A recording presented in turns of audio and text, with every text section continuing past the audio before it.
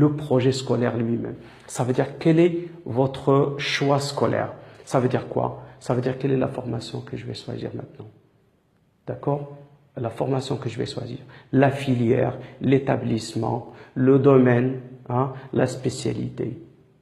Il s'agit dans votre projet scolaire, il s'agit d'identifier l'offre scolaire et de poser aussi la question comment vous allez les financer. Ça veut dire les ressources dont vous aurez pour financer ce projet scolaire.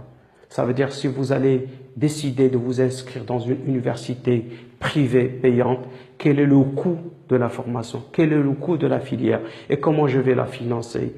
Alors la logistique aussi comment je vais passer, comment je vais assurer ma logistique s'il s'agit d'un enfant, comment on va assurer le transport de cet enfant à l'école, etc. Donc il s'agit de se poser beaucoup de questions sur le plan scolaire, sur le plan du projet scolaire. Donc j'ai essayé de vous présenter un peu une introduction sur la première capsule qui est la programmation scolaire. La deuxième capsule de votre réussite scolaire, c'est ce qu'on appelle le montage scolaire ou bien l'inscription administrative. Ça veut dire maintenant on est dans la phase administrative. Comment on va faire le choix maintenant de la filière? Quelle est la procédure? Quelles sont les pièces à remplir? Quel est le chemin à prendre? Quelles sont les pièces et ainsi que les démarches à suivre pour que j'arrive à clôturer mon inscription. Alors la troisième capsule, c'est la clé de la gestion scolaire. Comme vous le savez, il ne suffit pas seulement de programmer ma scolarité, hein, et aussi de faire mon inscription pour que j'arrive vraiment à assurer tous les facteurs internes et externes qui conditionnent la réussite scolaire.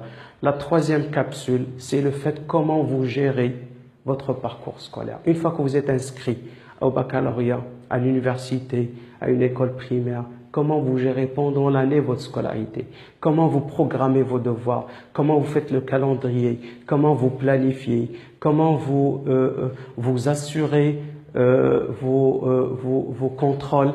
Alors, comment vous arrivez à programmer vos examens, comment vous arrivez vraiment à vous contrôler vous-même. Donc, ça, c'est très important. Donc, la gestion du programme scolaire, c'est très important. Et il faut être vraiment assisté par les parents, par les encadrants pour arriver. Comment vous arrivez aussi à gérer votre temps au niveau scolaire. Comment vous arrivez à gérer les moments difficiles. Hein, comment vous arrivez à gérer les conflits au niveau de la classe, au niveau scolaire.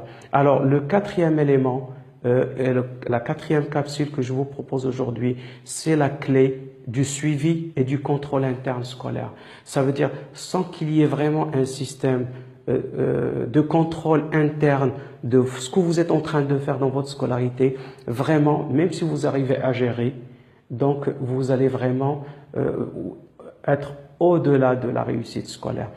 Contrôlez vous-même à travers les contrôles continus, à travers le suivi.